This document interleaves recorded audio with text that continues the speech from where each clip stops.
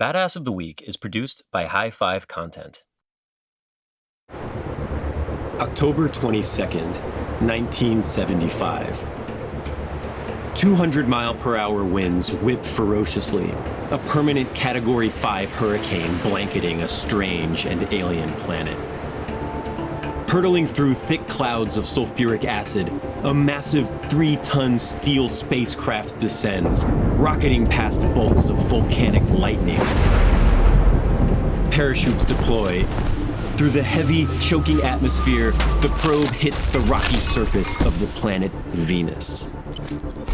Beside a stamped image of a red sickle and hammer, a lens cap pops off with an explosive burst, exposing a rugged camera. A second lens cap's ejection system also triggers, but the crushing atmospheric pressure holds it in place, obscuring the camera lens. A drill emerges from beneath the bulldozer-sized probe, whirring to life as it samples the soil. A microphone activates. The Soviet probe Venera 9 is melting. Systems are already failing. Planetary temperatures are in excess of 800 degrees, hot enough to melt lead. The probe is dying, but it's transmitting. The first images, the first sounds from the surface of the planet Venus. They are the first photographs and the first audio recordings from any planet in our solar system.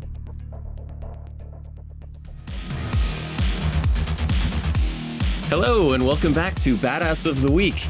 My name is Ben Thompson, and I am here with a special guest today. We are joined by an author and podcaster and the creator of the Epik Fails website and book series. We're here with a good friend of mine and a good friend of the show, Erik Slader. Erik, welcome back to Badass of the Week. Thank you for being here. Hey, thanks for having me back, Ben. This is awesome. Had a great time last time talking about Kabeza Yes, that was a really fun episode. And so you and I have kind of worked on many projects together over the years, but we also worked on a series of books together called Epik Fails, where we took you had described it when you were pitching it as kind of almost the opposite of Badass of the Week, where we take famous people from history and we make them look like idiots. Right. And then of course with the book series, we kind of did this thing where we kind of focused in on failures that led to success. Yeah. Because there are a lot of great stories there. And one of the best ones, of course, is the race to space that we did. Yes.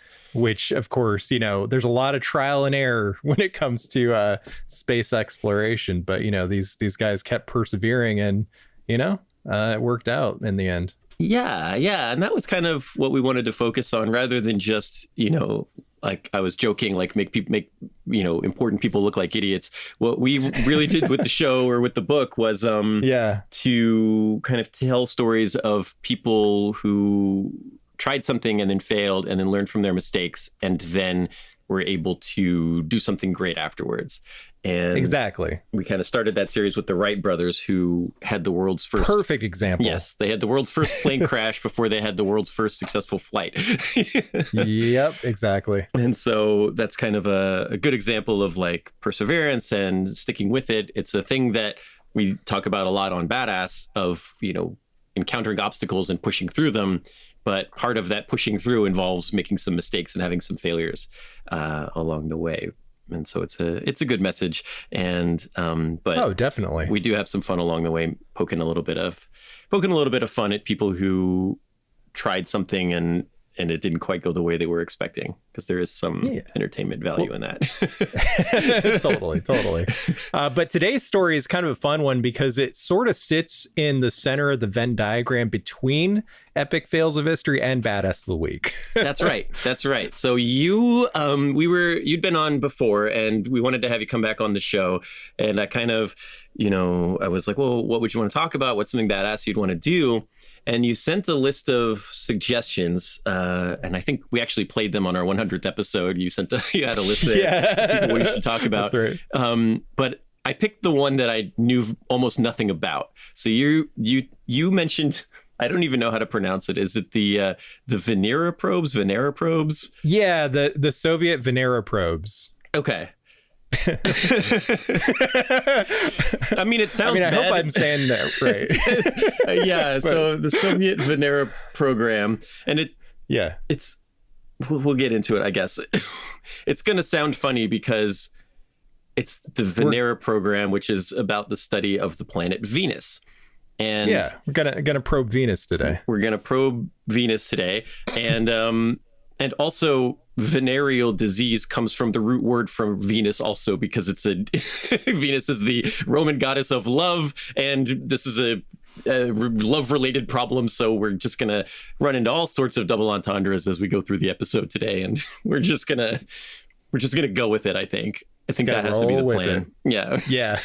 We just have to lean into the. We'll try to silence our inner 5-year-olds. From giggling constantly. Exactly. We'll play it with a straight face, but I think it's totally cool to lean into the probing venereal probing jokes. Okay, so I didn't know anything about this when we started researching the episode. You were like, the Soviet Venera Program. I was like, I don't know what that is, and you were like, oh, it's awesome. The Soviet Union launched like dozens of satellites, so many, to try to study Venus, and many of them were epic fails. And eventually, like we've talked about, some of them led to successes. And, I didn't know the story. I didn't know much about it.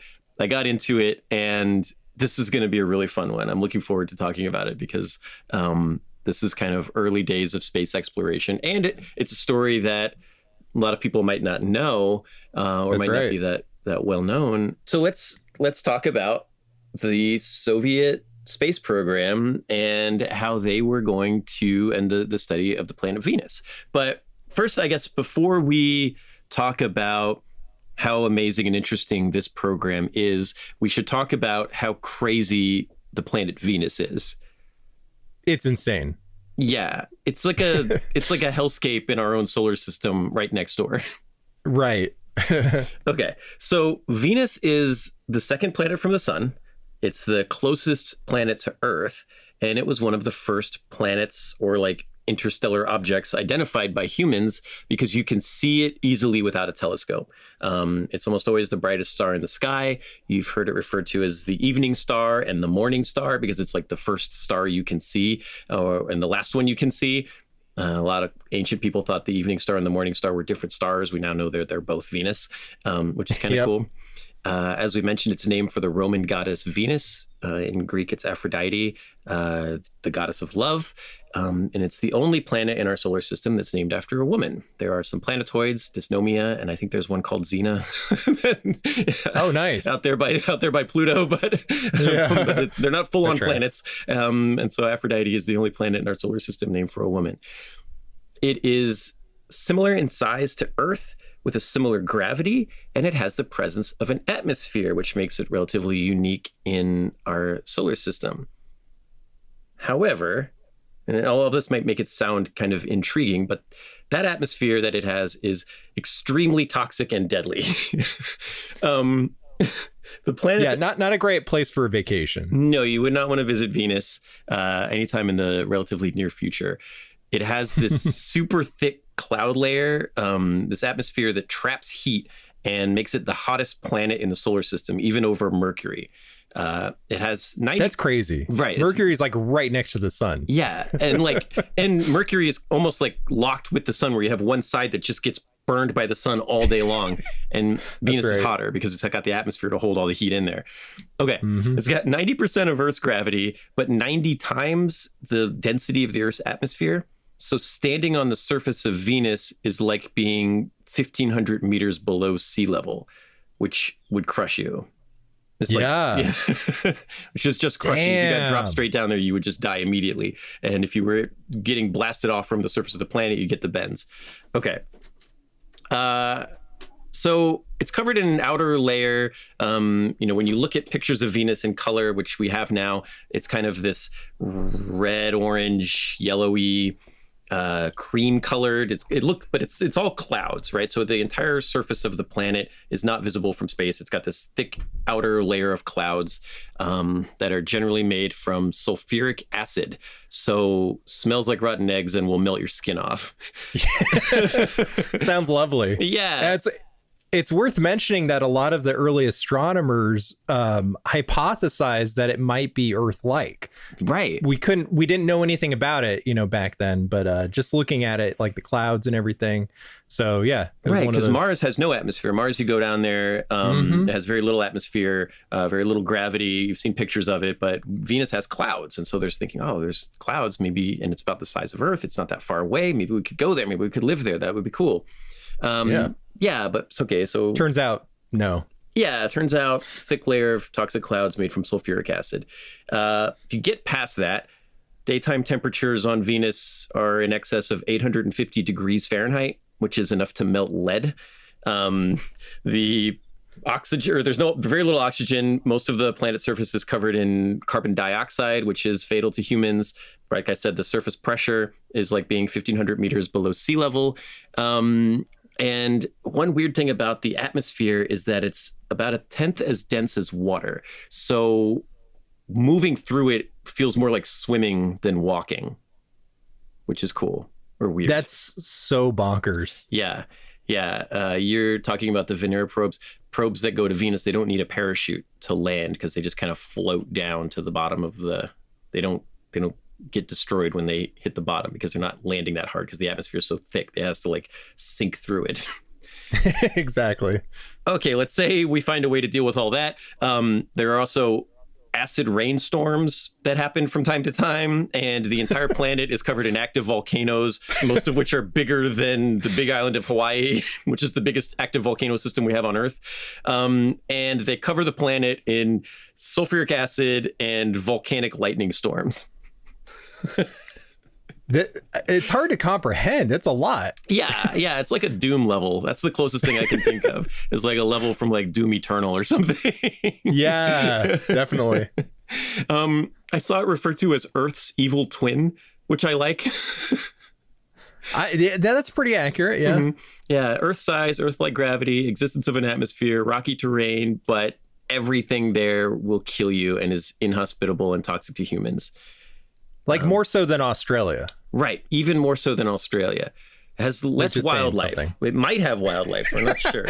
For all we know. I have a note in my... That'd be some pretty badass wildlife. That would be some pretty badass wildlife. There is possibly the existence of life. We'll talk about it in a little bit. Yeah. We don't know for sure, but it might exist. Extremophiles, man. Yes. Some tardigrades out there, maybe. I have a note written in the margins here that maybe they named the planet after Aphrodite because it's so hot.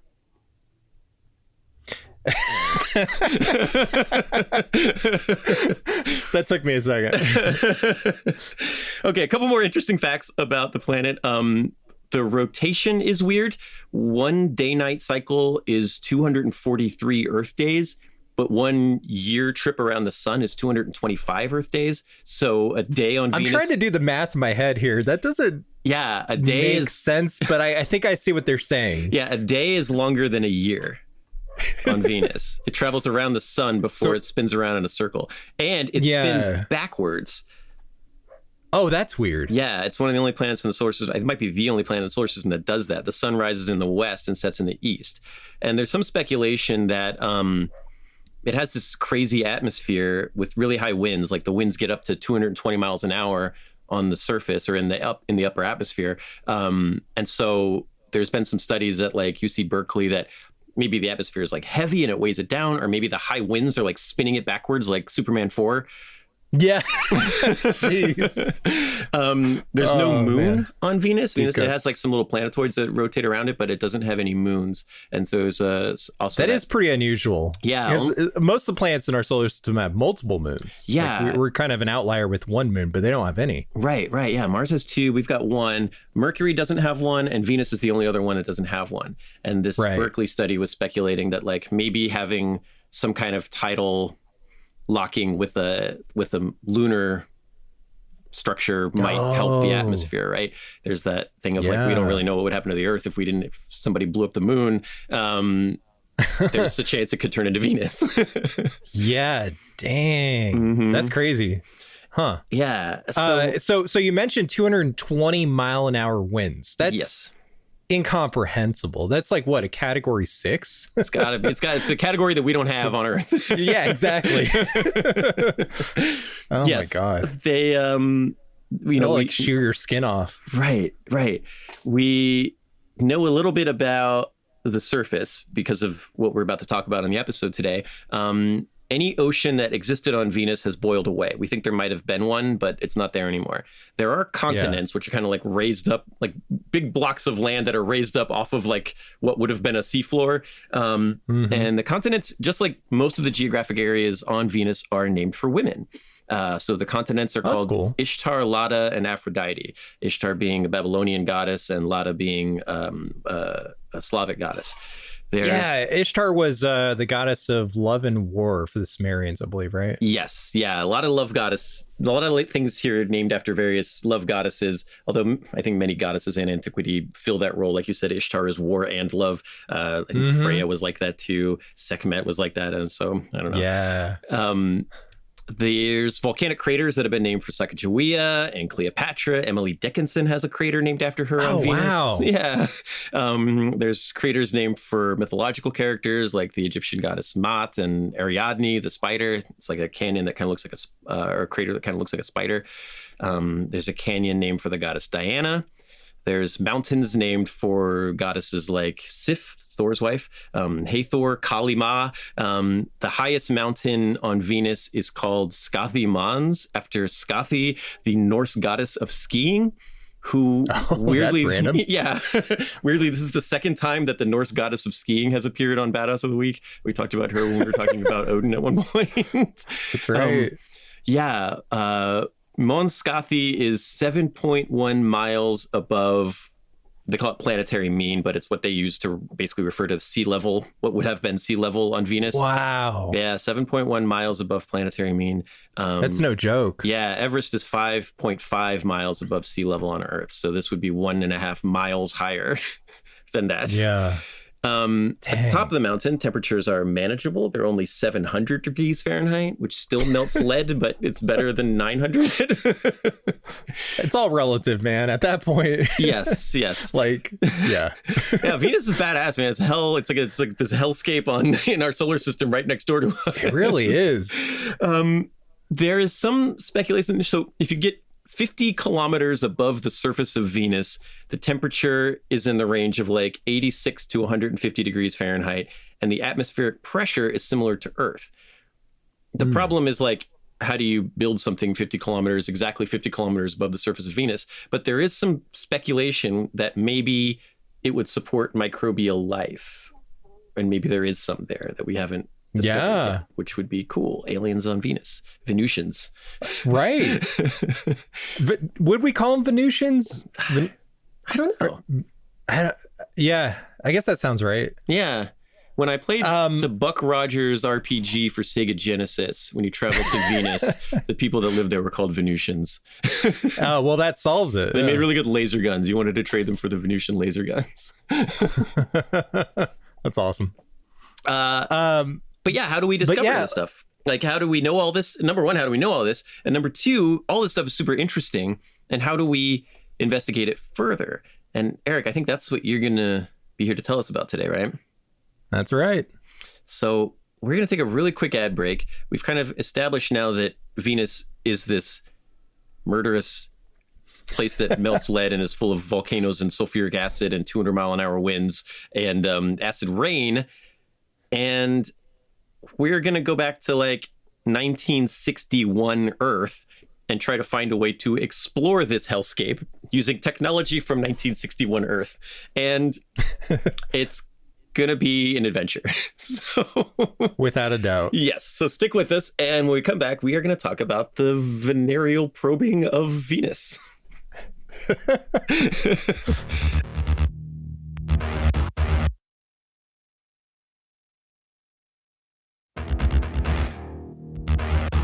Welcome back to the show. We are here with Erik Slader, author of the Epik Fails book series. And Erik, you are going to walk us through how to explore Venus in the 60s. Right. So this whole story, I think, is another great example of Murphy's Law. Anything that can go wrong will and does. But it's also a good example of like stubbornly defying the odds and persevering anyway. And what's interesting is NASA over the years kind of shifted their focus to Mars, right? Like we've sent so many rovers over the decades. Everything that we've heard about extraplanetary discovery is kind of Mars based, right? Right.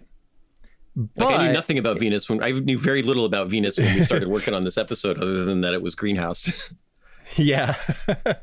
But what's interesting is the Soviet Union was obsessed with Venus. Like as we're about to get into. There are a lot. I was talking about how a lot of the structures on Venus or the geological features on Venus are named for women. Like half of them are named for Soviet actresses from the 60s and 70s that I've never heard of before. Yeah, that's fascinating. Emily Dickinson gets one, but so do 27 women whose names end with OVA. I guess we should start with saying, you know, if as a little refresher course on was it space history? What do we call this? Cold War history, I guess. Sure. You know, Sputnik launches in 1957. That kind of kicks things off with the space race between the US and Russia, of course. Right. I love this story of like they put a satellite up and Sputnik is like not that big. It's this little one, satellite. It's a tiny little tin ball and or whatever. It just makes a beeping noise every so often. And like, but everyone freaked out. Everyone loses their mind because the Russians put this up into space and it's flying up above, and you can point like a radio antenna up into the night sky, and you can hear it go beep, beep, and you're just like, wow. And so Eisenhower immediately signs NASA into existence. But what's interesting, we know how that story ends with the Apollo program and that huge success. But for a long time, and we talked about this in our book, the US was kind of falling behind the space race. Russia really got a good head start on it. And so, they were, developing all those early satellites and stuff. And this was like soon after that. Right. So we start with the first attempted probe of Venus, which failed to leave orbit when its upper stage misfired. Okay. And that's when you're talking about the US programs. That's kind of what's happening to us too. We're trying to launch, there's a whole thing we could talk about with that. And that was maybe my favorite part of our book on the space race, was just this long list of like, rocket didn't lift off. Rocket exploded on the thing. Rocket exploded on launch pad. Rocket hit Mexico. Rocket hit Mexico. Rocket lifted off, then crashed down, exploded, and ejected the parachute.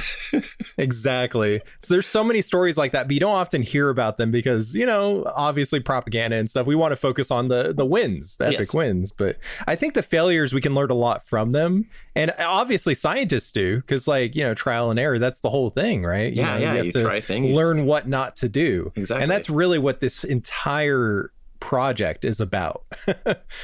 So a funny thing we have to kind of establish right away is that the Soviets had this habit of renaming probes, like whether depending on what happened, if it was a success or not. So this was initially supposed to be Venera 1, but because it didn't leave orbit, they just renamed it Sputnik 7, and they're like, oh, we meant to do that. So this is like something that keeps coming up. Yeah. If it's successful, we'll name it for Stalin. Otherwise, it's just Sputnik 8. Yes, exactly. So the first official Venera 1 launches in 1961, right? And this was intended to do a flyby of Venus first. And the probe's telemetry failed just 7 days after launch. That's what missed. Womp womp.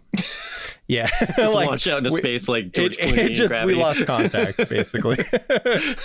So we're just polluting space at this point. Which, I mean, that's a crazy thing to think about, though. Like when you're like, oh, we're going to launch this probe to Pluto or whatever. Like, that's like a, like you're shooting you're launching a missile, right? But it's not, you can make some minor course corrections, but at the end of the day, you're trying to hit Pluto with an arrow that's not going to land for like 3 years, you know?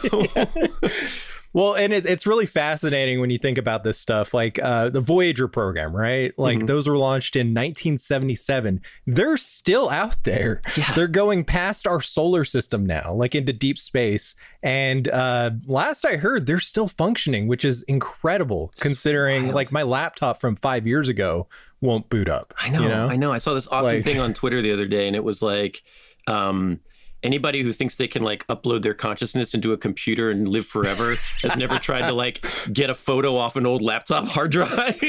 Right. Yeah. Has never tried to like pull data off a floppy disk. Exactly. But yeah, it is incredible. Like thinking about like, this is the 60s and the technology is so limited compared to what we have now. Cause we've like, computers now are nothing compared to what we had back then. Yeah. I was talking to you about this because I do talks at schools about our space book that we did. And one of the slides I show a picture of like Candy Crush or Bejeweled or something. And I'm like, and I say like, not only could the Apollo 11 spacecraft that landed on the moon not play Candy Crush, it couldn't render this screenshot. Right? The entire computing power of the Apollo program could not render this screenshot that I'm showing on a slide in your second grade class. It's absurd. There's like, micro SD cards that have terabytes of data now. And I remember a time, I think it was in high school, where terabytes were still like hypothetical, know, like, with all of those, we've come a long way. I feel like we're into the ones where like people just were making up names. Like, I don't know, we'll just call it a gigabyte or a terabyte or something. Like, I don't know if there's any. I think like there's a term now, zettabyte or something. I don't know. They're running out of names. That'll be the omega byte, and then like in 75 years, people will be like, "What else? What's more than that? Like a ultimate byte? I don't know." Right. Well, I've always been fascinated by this concept that like technology is what's the term? Shoot, I just lost it. Like exponential. Exponential, yeah. Like it's just like it keeps, and we're at a point now where it's hard to keep up with. Like there's huge breakthroughs every day. It's nuts. Yeah. I mean, this is 1961. This is like my mom was an adult, at this point. Exactly. Okay, so Venera 1 is so bad that they rename it. It just blows up, and the upper stage misfires. It crashes back down to Earth. They rename it Sputnik 7. They do a second take on Venera 1, and they fire it to Venus, but they miss. Yeah, the telemetry fails. Okay.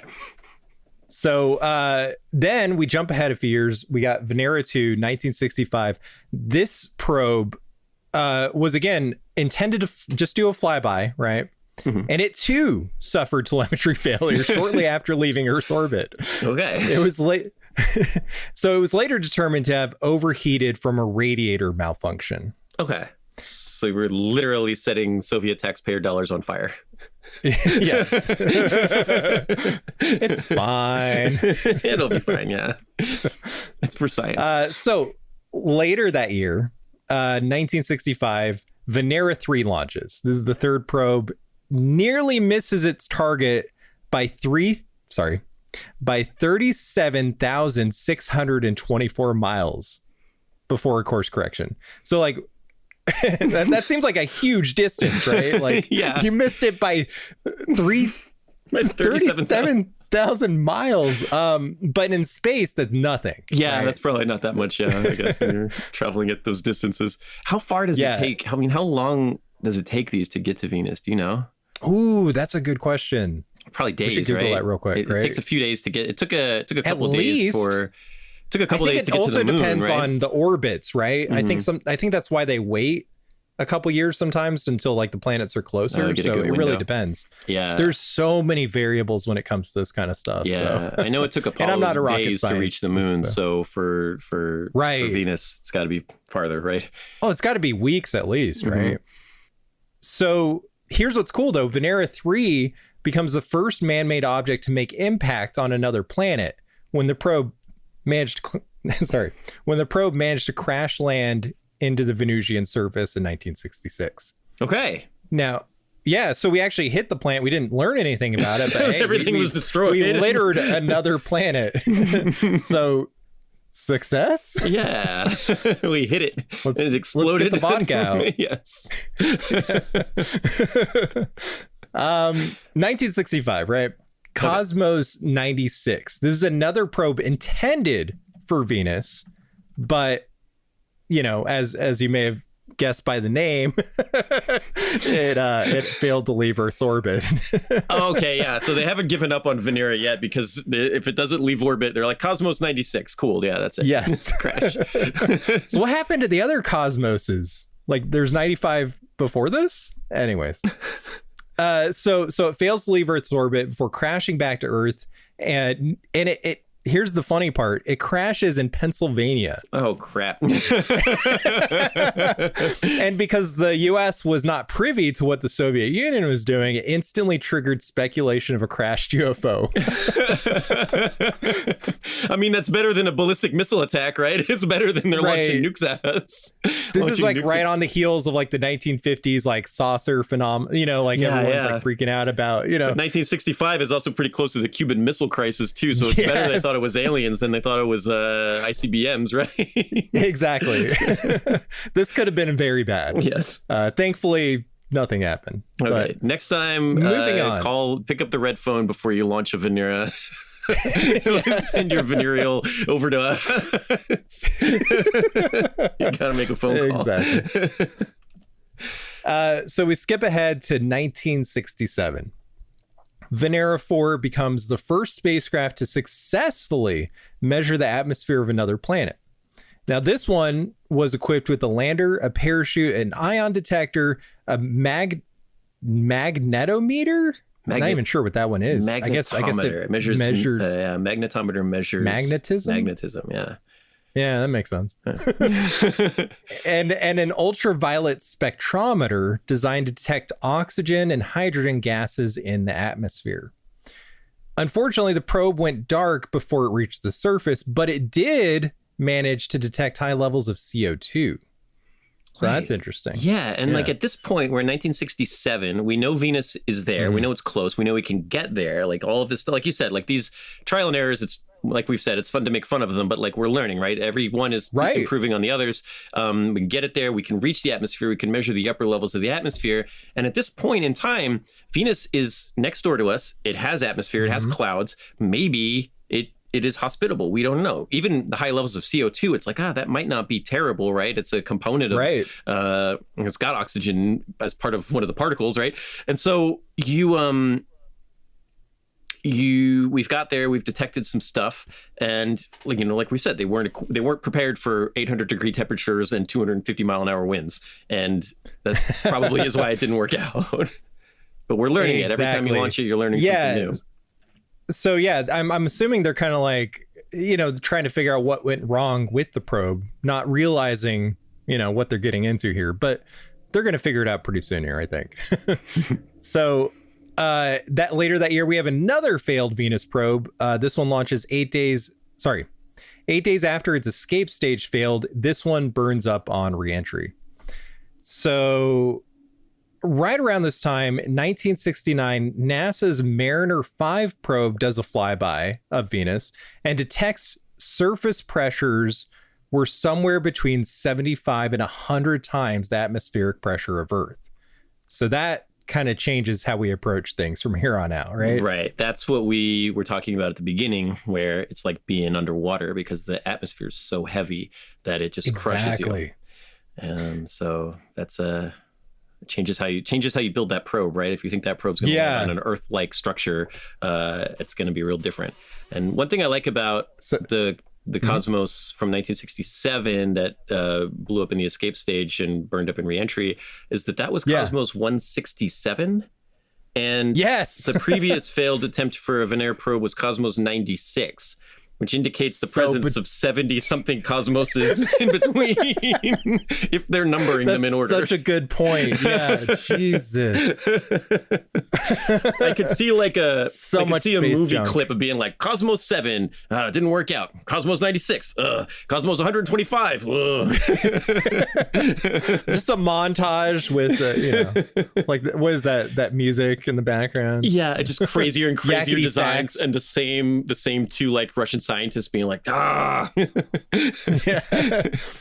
So after learning, about the surface pressure, instead of just like giving up, the Russian engineers crack their knuckles, get back to work, and they're going to beef these things up from here on out, right? Mm-hmm. Yes. So we got Veneras 5 and 6 in 1969. Both of these managed to actually make it to the planet. Neither one blew up on the way there.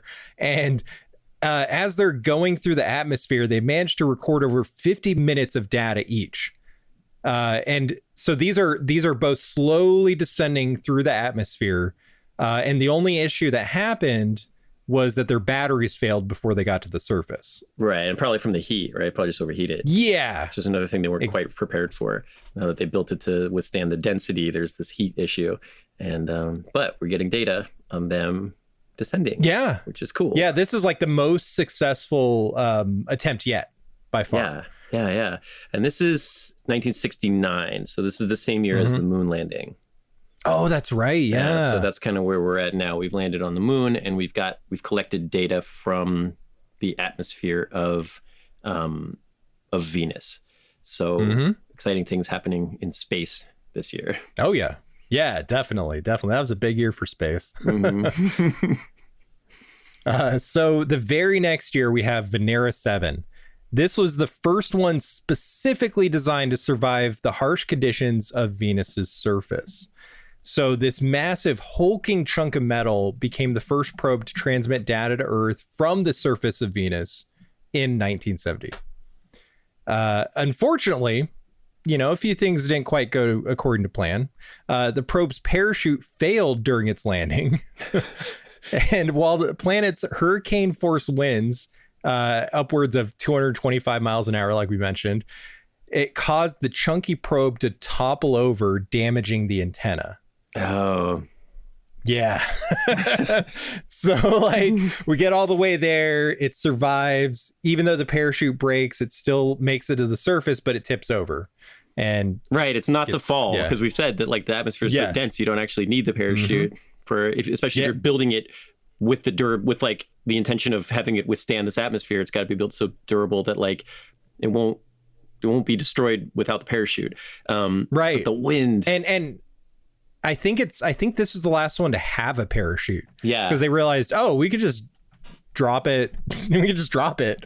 Yeah. Just build it like hefty enough to like withstand the shock of like impacting the surface, I guess. But like you said, like it's so the atmosphere's so thick that it's actually not. It's not like on Earth where it just hitting terminal velocity or whatever, Yeah. So I was looking it up. So the winds on Venus are 225 miles an hour, just on average in the upper atmosphere. That's like kind of normal.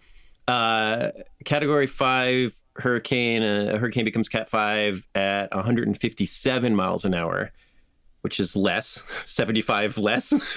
The theoretical, they're like, there's no Cat 6, but if there were, it's been proposed to start it at 192 miles an hour, which is still less than the winds here. Yeah. So you literally have to land this in a Cat 6 hurricane. You have to land this in winds that do not exist on Earth. Yeah. So how do you plan for that? And, I guess they did. But so even though this thing tips over, the antenna gets damaged, it still manages to survive for 23 minutes. Hey. Which was long enough to send back data confirming that the planet's pressure was about 90 atmospheres and that the surface temperature was a scorching 869 degrees Fahrenheit. Wow. So yeah. Got to the planet. It live tweets its own slow demise. That poor robot, man. Yeah, but it does it. And the sacrifice of Venera 7 gives us a lot of the information that we know about Venus, and it transmits data to the Soviets that will allow them to continue making probes to investigate Venus further. It's seeming like maybe this isn't something that we can colonize, but it is something that's interesting to us, and there might be more worth exploring. So that's what's going to happen. We are going to take a really quick break, and when we come back, we're going to We're going to talk about the Venera probes in the 70s and beyond. So we'll be right back.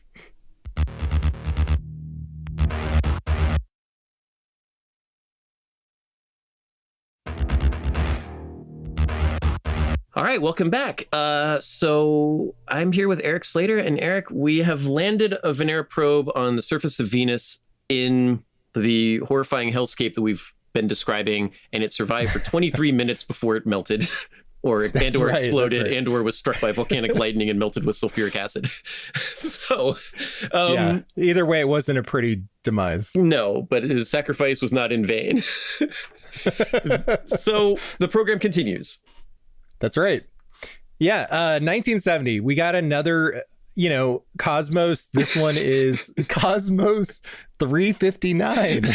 Oh, no. So the other one was like 170, and it was in 1970, so maybe it was like just after the year. No, 359 in 1970. I'm not sure how they're numbering these, but if it really is like there's numbers in between these, that's quite a few probes to go through. Yes. So it's a Cosmos, which means it's not a Venera, which means which means it failed. Yes. So this was another escape stage failure, and trapped this probe in an elliptical orbit above Earth. So it's probably floating up there today still. Okay. Which is crazy. Is this the one that's going to crash into the planet? No. Okay. No, we're going to talk about that one here in a second. This one may crash into the planet at a future, but it's not going to be this year. But if a Soviet probe falls out of the sky and crushes you to death, it's probably not Cosmos 359 if you're listening to this in 2025. That's right. However, just a couple years later, 1972, Venera 8. We got Venera 8, right? Mm-hmm. This is another hefty robotic space probe we're shipping off to Venus. Okay. And this one, is even more advanced than the last several. It's equipped with radio transmitters, a gas analyzer, gamma ray spectrometers, an altimeter, and a refrigeration system designed to prolong the probe's life just long enough to transmit more data back to Earth this time. Which is really clever. Yeah. It makes a lot of sense. This thing's melting, so let's try to preserve it as long as we can, right? Yeah, if you're going to the beach, you pack your beers in a cooler. Exactly. Miraculously enough, this one managed to last a whopping 50 minutes and 11 seconds on the, as we've established, harsh and unforgiving surface of this hellish planet. Wow. Yeah. 50 minutes, almost an hour. Yeah. That's quite a bit. That's quite an achievement. Yeah. With all that data transmitting the whole time. Yeah, exactly. And what we figured out from this one is that we were able to detect trace amounts of ammonia in the planet's atmosphere. So that's cool. Sure. I'm sure that signifies something. Yeah, totally. And from what I understand, once we figure all this stuff out, there's like a picture emerging, right, of what this planet is. And I've heard it described, because I'm a geek and I love science stuff, but I've heard it described as like kind of a primordial Earth. Oh, interesting.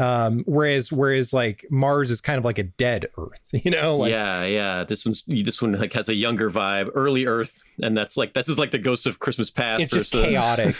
Yeah, exactly. Yeah. So I've always liked that kind of analogy. Yeah. Like this is And the stuff that's happening here is fascinating, and the Soviets are creating this kind of in a vacuum, so to speak. I mean, I guess, pardon the pun, but like they're not working with NASA on this because we're not friends. And no. And they're not working with one thing that I really wanted to do when I was starting to dive into this and realizing how cool this is and how interesting the story is.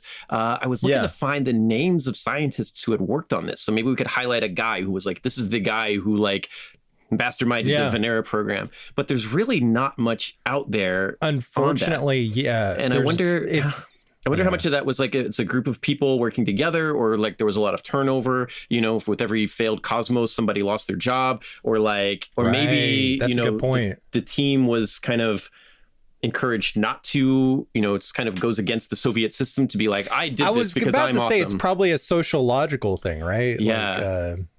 I don't know. Yeah, we did this for the glory of the Soviet people, but like I don't want to it's not cool to have one person take credit for all of this stuff. So, but these are huge projects. Mentality. Yeah, these are huge projects. So these are like one person doesn't build a space probe, or on the Apollo 11 program, we have 100 heroes, right, who were responsible for making that happen. And and this was like something the USSR was really proud of this. Like, you can find old stamps about all of these. Wow. Which is kind of cool. yeah, definitely. And so, it's just the work of hundreds of hardworking Soviet citizens, scientists, engineers, even just the mechanics who are putting the probe together, the welders, all that stuff, right? And really hard work from a lot of people, and were able to accomplish crazy things. They landed on the surface of Venus in the conditions that we've described, and we were able to get the data. And the reason we know all of that stuff that we said at the beginning about the planet Venus is because of these probes landing there and transmitting that data to us. Right. Because they didn't give up. These guys were stubborn. Mm-hmm. Yes. But that in a good way. Like, that's there's so much that's how this stuff works, scientific discoveries and all that. Like, it takes perseverance. A lot of things can go wrong, and they kept at it, and we know more about the universe because of it, which is great. Yeah, it's hard work, and with all of that said, definitely admirable. Yeah, it's super admirable. And with all of that said, let's talk about Cosmos 482. Yes. So again, this is one that didn't quite make it. This one's really relevant to today, though, it turns out. Yes. As I'm about to mention here. During this probe's transvenous injection, as they like to call it, giggity, I don't know. Jesus. Yeah. I'm trying to turn transvenous injection into a joke, but it doesn't. There's so many options that I totally missed my window. The term itself works. Yeah. I'm gonna start applying it in my real life, in my day-to-day life. Just work that into a conversation with the wife. Well, I'm just talking about the Venera probes. It was gonna be Venera 9, but actually it's Cosmos 42. And actually, watch out, because it might fall on your head. So this one's kind of interesting, because the escape stage rocket didn't just fail, it exploded. Oh, God. The catastrophic rupture tore this hefty, beefy ass probe into 4 chunks, and sending some of the debris raining down on unsuspecting civilians in New Zealand in 1978. I feel like I heard about this. I feel like I've heard something about this, like Soviet space junk falling on New Zealanders. Mm-hmm. The main part, 78's 6 years after the launch. Yeah. I mean, that's how. When stuff gets stuck in orbit, it can take a while to what's it called? Like, degrade. I think it's degrade. It takes a while for stuff to descend into, actually crashing into the Earth. Mm-hmm. That's like why the ISS, they only have to like boost it up into orbit a few times a year, or every few years, I think, because like it's good just coasting there for a while. But if they didn't do anything, it would eventually crash into the Earth in like 5 years or something. Okay. So the main part of this Venus lander is still in orbit to this day, as we're talking about this, to our knowledge, but when I was putting this article together, I wrote, it's expected to hurtle towards Earth sometime between now and later, between now and 2025. Well, we're in 2025, so it's supposed to crash into Earth sometime between right now and later this year, and might have happened earlier today. Oh, yeah. While I was setting up for this episode, I was like, we were doing a mic check before we started recording here, and there was this like humongous bang, and it sounded like something was like dragging metal down the street, like I thought a bulldozer crashed into my house. And I heard it. It sounded like you were like in the middle of a hurricane or something. Yeah. I mean, Ian, I don't know if you want to put a clip of that in, because I think we were recording when that happened. We could insert a little clip of it here, but like it was loud and it banged into my house. Yeah, the Venera space probes. Wow. Was that thunder on your end? No.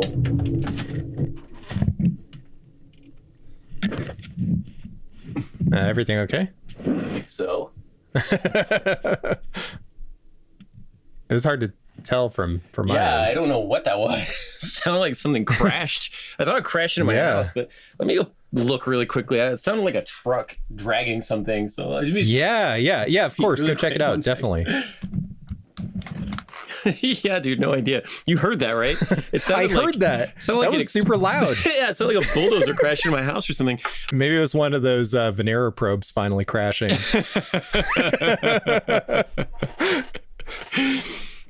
And so that was like a huge crash, and we didn't know what it was. And then you were joking that it might have been Venera crashing in my house. I'm sitting down with my podcast gear, getting ready to make fun of the Venera program, and then that would just be like a fitting Epik Fails end to my career of just being crushed to death by a piece of the Venera probe while I'm podcasting about it. Oh man, that would be epic though. That'd be a way to go out. Somebody comes home to see, like, my wife comes, she's on a business trip right now. She comes home, there's just this big sickle and hammer chunk of metal sticking out of the second floor of my house. That's a fun note for the Wikipedia page right there. If that happens, then that's what I want. I want you to cut that sickle and hammer CCCP thing out. That's my tombstone. Yes. That would be badass. Yes. Be the most badass thing I ever did, actually. Get crushed by a probe. by a probe that failed during its transvenous injection. I get transvenous injected to death by a venereal probe. Oh God. All right. Anyway, heads up. So, we don't know if this thing is falling or where or when. So I guess, like if that was the sound of it crashing into someone's house, I guess we'll find out in the news in the next couple of days. Yeah, but, that'd be good for my podcast traffic, honestly. Don't forget to like and subscribe post-mortem. Yes. That's a legacy right there, man. Yep. So considering, as we've talked about, these later Venera probes were designed to withstand much harsher conditions than our own planet, scientists are fairly certain that it's probably going to stay intact during re-entry. So, watch out for random falling Soviet space junk, I guess. Yeah, it's supposed to, it's designed to survive, what did we say, 225 mile an hour winds and 800 degree temperatures. Yes. Yeah. It's designed to withstand conditions that don't exist on Earth. So, be careful out there, guys. Okay, so we're gonna go ahead and jump ahead a little bit. We're gonna run through these next few as one big chunk, right? This is between 1975, 1978. We have Veneras 9 through 12. And these next 4 Venera probes, they're actually all pretty similar in design. And they each weighed, get this, 5 tons. 5 tons each. Okay. So 5 tons, I don't know if it's imperial tons. I don't know. There's several different versions of tons. Oh, that's a good point. Yeah. 5 U.S. tons, which is the weight of a fully grown African elephant, an orca whale, a tractor trailer, a bulldozer. Those are 5 tons. Yeah, that sounds about right. Like maybe a tank. Abrams tank or something. Yeah, like a heavy armored vehicle. Yeah. So, no joke. For real things, yeah. Now these 4 probes, they were launched towards Venus by Russia's powerful proton boosters, and all 4 of these highly advanced probes were decked out with some of the heaviest armaments and contingencies to ensure the survival of all the technical instruments on board. This whole thing, it's an evolution, right? As we're going through these, they keep getting beefier, bulkier, just, these are probes on steroids, man. Yeah. Just keep pumping them up to try to see okay, that one didn't do it. Let's see what else we can do. Right. And it reminds me of I don't know if you remember in the 90s when Superman died, there was a character called Doomsday. Yes. His whole backstory is that they would kill him and then he would come back from, and he would evolve to defend against whatever killed him, that kind of thing. So the Borg. It's sort of like that. Yeah, like the Borg. They what's the word? They adapt kind of thing. They adapt. Exactly. Yeah. They adapt to whatever's trying to kill them, and Cool. All right. So and all of this at this point, now we are just trying to maximize survivability, right? So we had one of them landed and lived for 20 minutes, one of them lived for almost an hour. Now we're just trying to like, how long can we make, like, it's not a matter of like, it's not going to be a permanent thing. It's not going to be, you know, follow Mars rover Oppie on Instagram and get pictures of the Martian surface. This is like, how long can we survive? You know, this is like survival challenge. Right. They're not even bothering with planting a flag at this point. Right. Could you imagine if they'd planted a flag? Planted a Soviet flag on the surface of Venus? It probably would have just burst into flames immediately. But if you could get one photograph, like Buzz Aldrin standing there with the flag, you know, the MTV thing, like if you have one picture of a Soviet flag on the surface of Venus, it would be like Sputnik all over again. People would lose their minds. Oh, of course, yeah. In fact, I feel like they may, you know, if the Soviet Union hadn't collapsed, that probably would have been the next step. Yeah. Forget Communist International. Now we're like Communist interplanetary. Interplanetary. Yep. So what's really cool about these ones, right, is that not only do they have all those things we mentioned before, all those different instruments on board, they also had these specialized cameras in order to take the first photographs of the surface of Venus and transmit it back to Earth. Now, unfortunately, despite all the thorough preparation, Murphy's Law struck once again, right?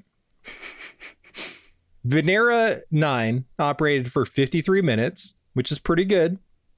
And one of its camera lens caps failed to release. Oh, no. Venera 10 operated for a full 65 minutes. One of its camera lens caps failed to release. Oh my God, the camera lens caps are just melting down. So you're getting like receiving 100 like, photos from the surface of Venus, and it's just black. Everyone's black. Just, like, no, because it keeps going. Did you turn the flash on? No. Right? Yeah, you're basically photographing nothing. Like, no. So Venera 11 operated for 95 minutes.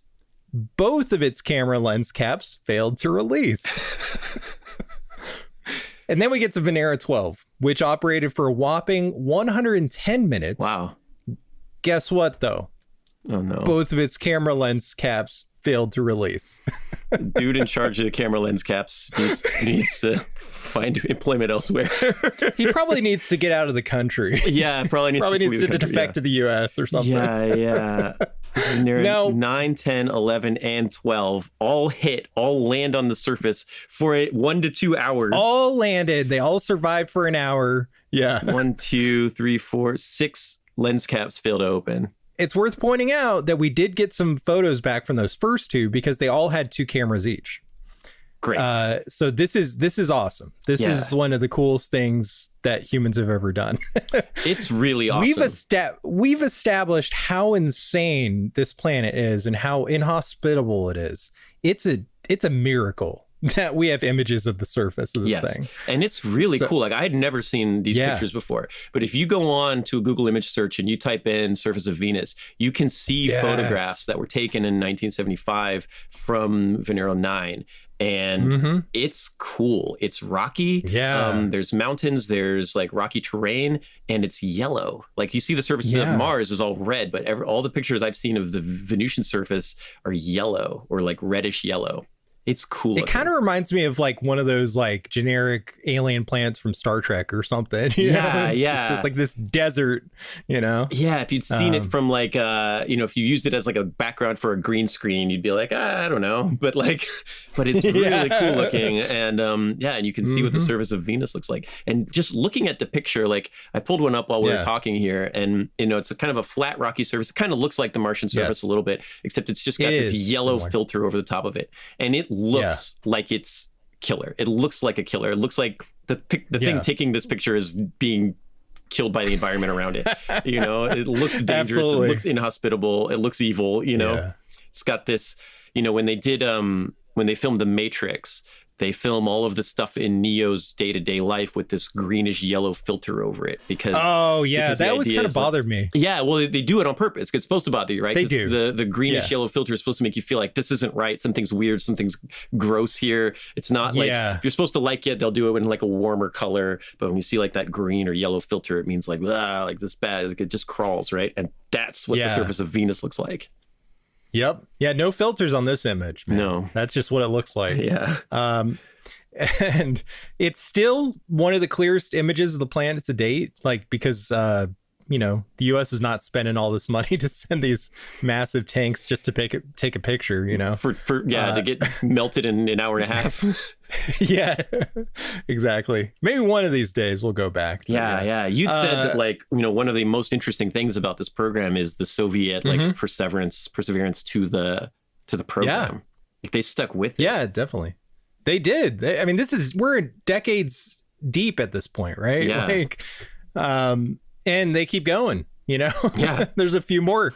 But I want to point out that around this same time in 1978, NASA sent the Pioneer 1 orbiter, which helped to confirm the detection of sulfuric acid rain in the upper atmosphere, along with, the possibility of lightning. Yeah, volcanic lightning. So again, as we established, everything on Venus is trying to kill you. Yes.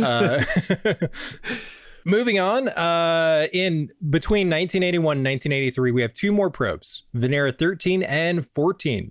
These were identical, constructed to take advantage of the 1981 Venus launch window, and which is like when it was closest to Earth, I guess. Oh, that's kind of what we were talking about, because they have these elliptical orbits, and sometimes it's years before they pass super close to each other.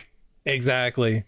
And this time the probes, they were equipped with all the previous instrumentation that we talked about before, along with even more fail-safes, as well as a drill to sample the soil, ultraviolet photometers, X-ray fluorescence spectrometers, and onboard microphones. I know half of this stuff probably doesn't make any sense to you guys out there. It sounds like a Star Trek thing. Like, get those. Where? Yeah. I can't. I don't have the ultraviolet photometers. Oh, what about the X-ray fluorescent spectrometers? Exactly. They're failing on decks 25 and 27. But the really impressive thing with this one is these had onboard microphones. Yes. So we're about to go do a podcast on Venus. Yeah. And this is the coolest thing. Lucky number 13 returned with the first audio recording from another planet. Now, you can actually listen to this, go Google it. And it's interesting. There's not much there, but mostly it's the sound of wind. I think you can hear it impacting, and then the probe's drill going off. Wow. But it's still, just knowing that, like, this is another planet. Yeah, that's wild. Okay.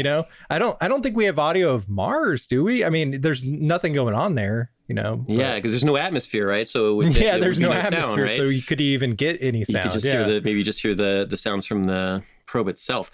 All right, so speaking of podcasting from the surface of Venus, we're going to play a little bit of the audio here so you can hear what it sounds like on the surface of the planet. The full audio file is like 4 minutes long, so we're not going to play the whole thing. You can find the clip very easily online, but here's a little bit so you can hear what it sounds like.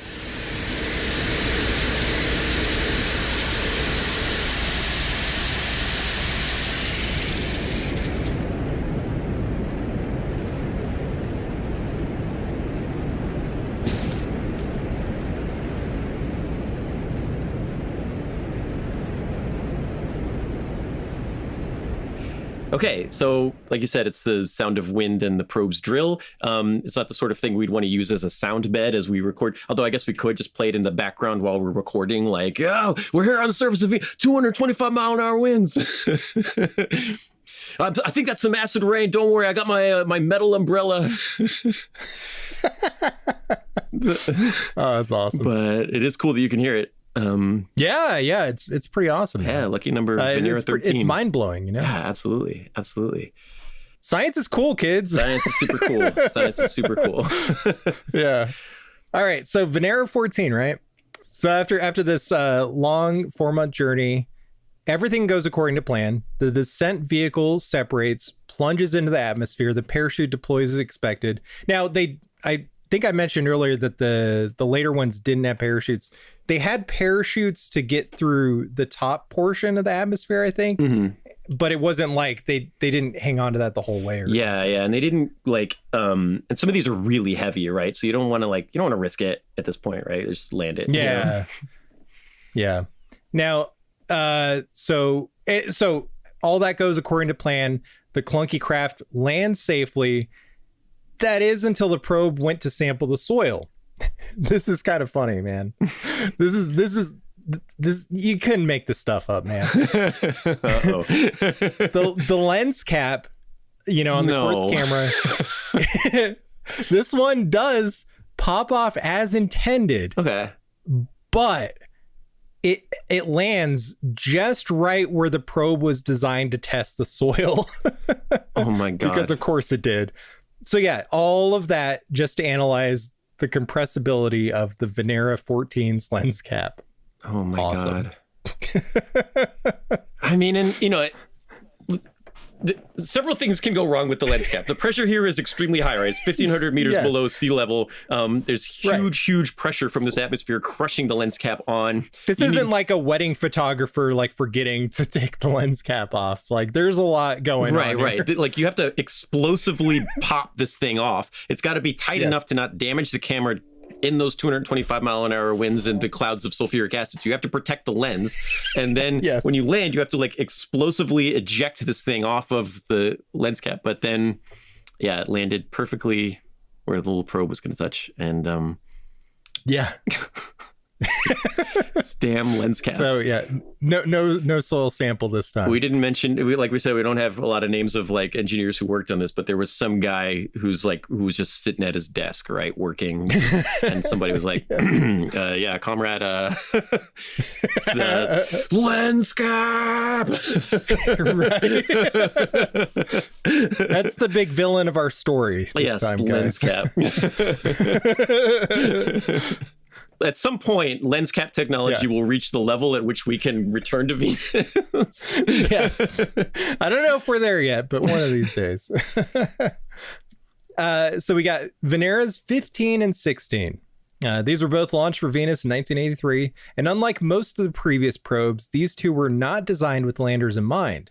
Instead, they were equipped with high-resolution radar imaging systems to penetrate the planet's dense clouds and actually map the surface of Venus. So this is a huge epic win.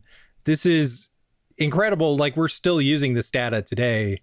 This is how we know what the surface looks like. Right. The continents and the craters that we've been naming and the mountains and all of this stuff. Like a lot of this has been mapped by physical maps of the surface of the planet Venus, which is not visible from Earth. You can only access the surface of the planet by penetrating that cloud cover.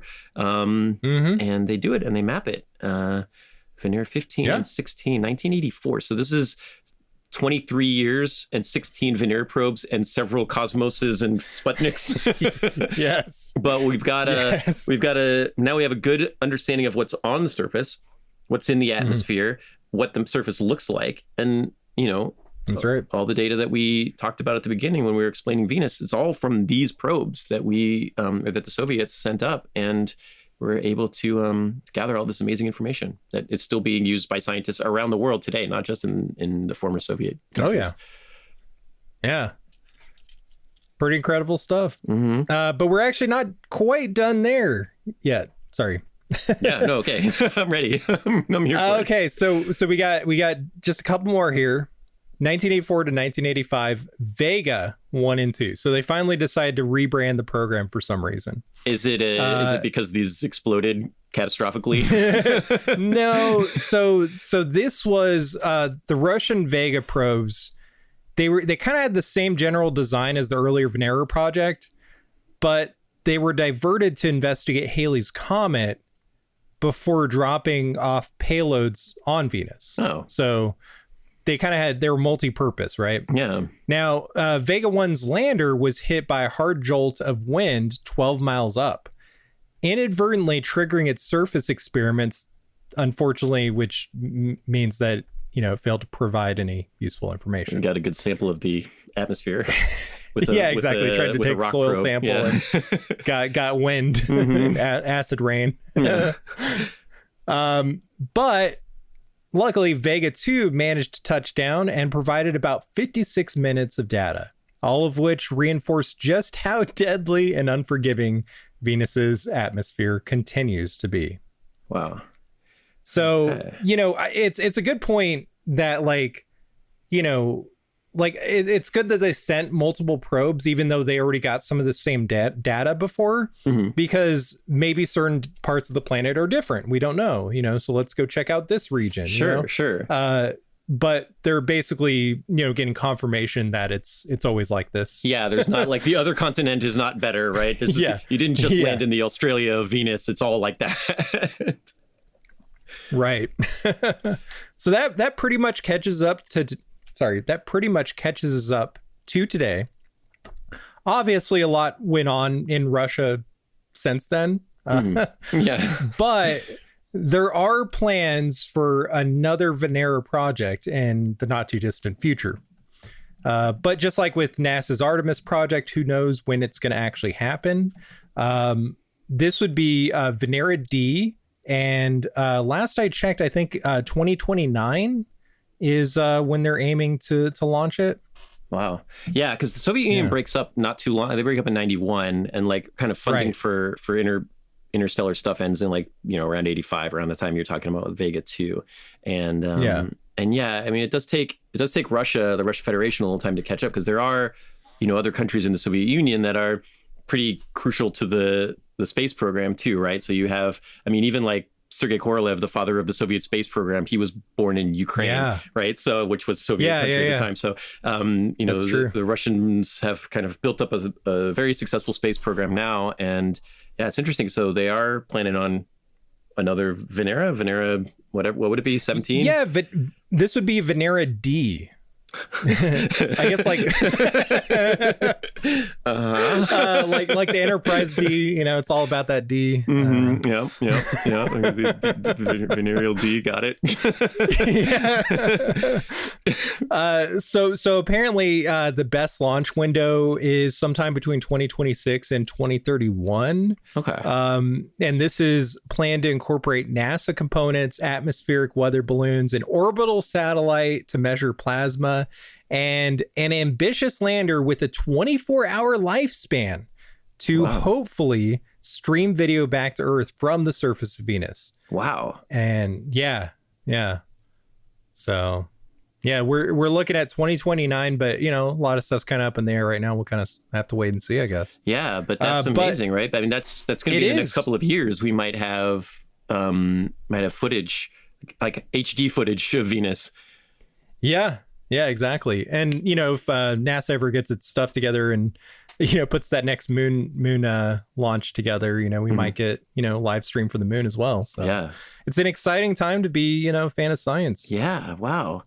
Yeah. And so the data we'll get now would be, I mean, it's been 40 years, and like you said. Yeah. Computers are going to be a little better in 2029 than they were in 1984.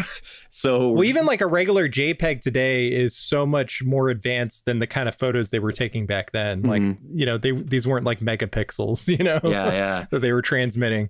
But it's worth mentioning a few things happened between the end of the Venera program and today. After all these Soviet missions, NASA's Magellan spacecraft, which was deployed by the Space Shuttle Atlantis back in '89, detected volcanic activity on the surface of Venus. And that's how we know about that, I guess. So it's believed that Venus was what's much more like Earth, but suffered a catastrophic runaway greenhouse effect, causing the climate to become inhospitable to life, or Russian robots for that matter. Right. But Venus lacks a magnetic field like Earth, so solar winds regularly strip water vapor from the planet.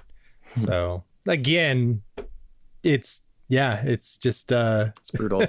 Yeah. Brutal's a good word for it. Yeah. Yes. Okay. So we are maybe going to get some more data. And so that's the Venera program, which is apparently ongoing. Yeah. I mean, they obviously took a little bit of a hiatus, but they're planning on sending more stuff back soon. So we'll see. And that's kind of the message that we get from this story, right? Yeah. I mean, I feel like if there's one big takeaway from all this, is that, it's the power of perseverance in the face of adversity. If at first you don't succeed, try again, right? Right. Just because the lens cap didn't deploy this time doesn't mean the same thing will happen next time. One day you'll get a good photo of Venus, and one day that intervenal injection will work out for you. Exactly. Transvenal. I can't remember what the phrase was now. It doesn't matter. No. Okay. So yeah, that's it. Keep trying. Don't give up. Because there's always, you can learn from your mistakes and you can improve upon them and you could do better next time. And that's right. Yeah. Yeah. It's never too late. Yeah. Never give up, never surrender. Yes, exactly. All right, Erik Slader, thank you so much for being on the show again. Thanks for having me. Yeah. Anytime, man. Yeah, this was awesome. It's always fun. Yeah, this was awesome. So why don't you tell people where they can find more of your stuff? Yeah, so you can find me all over social media at Erik Slader. That's Erik with the K, Slader with the D. D as in Delta. I'm now on Blue Sky, so that's a thing, I guess. But you can check out Ben and I's books, the Epik Fails series, on Amazon and Audible, as well as my more recent books. I got a couple sci-fi novellas out there, $22.99 and Tempest Machina. I haven't read Tempest Machina yet. I have a hard time selling myself, but Well, I read $22.99. I really liked it. I listened to the audiobook. Erik records the audiobook himself on Audible, and it's good. Yeah. I like it a lot. So thank you, man. I'll definitely check it out. Tempest Machina. I see it. It's here on Amazon. A time travel short story. So we'll definitely check it out. And it is. But yeah, $22.99 takes place in space, so figured that was a good kind of tie-in with what we're talking about today. Yeah. Ben and I, we're both obviously history buffs, but we both tend to like space stuff too, sci-fi, all that. So definitely, yeah. And that the Epik Fails Race to Space book kind of combined both of those things. And we made definitely. And just like in the podcast today, we made a lot of Star Trek references. Yeah, we had so much fun writing those, and it was kind of ridiculous because I don't know if you remember this, but we went way over word count on some stuff, and they're like, this is a kid's book. Yeah, you're gonna have to dial this back. You're gonna have to cut back on some of every chapter in half. We just got too excited. Like the kids aren't gonna understand your 1960s William Shatner jokes. Yes. Exactly. All right. But yeah, no, I mean, they're fun reads even for adults and stuff. You're just looking for something, definitely some mystery goodness. All right. Well, Erik, thank you so much. Really appreciate you being on here, and people can check out your stuff anytime, man. And thank you guys so much for listening. As always, we will see you on the next one. Thank you again, and stay badass. Badass of the Week is produced by High Five Content. Executive producers are me, Ben Thompson, Dr. Patricia Larish, and Andrew Jacobs. Writing is by me and Pat. Story editing by Ian Jacobs. Mixing and music and sound design by Jude Brewer. Special thanks to Noel Brown at iHeartRadio. Badass of the Week is based on my website, badassoftheweek.com, where you can read all sorts of stories about other badasses. If you want to reach out with questions or ideas, you can email us at badasspodcast@badassoftheweek.com. If you like this podcast, please subscribe, follow, listen, and tell your friends and tell your enemies. And please leave us a rating.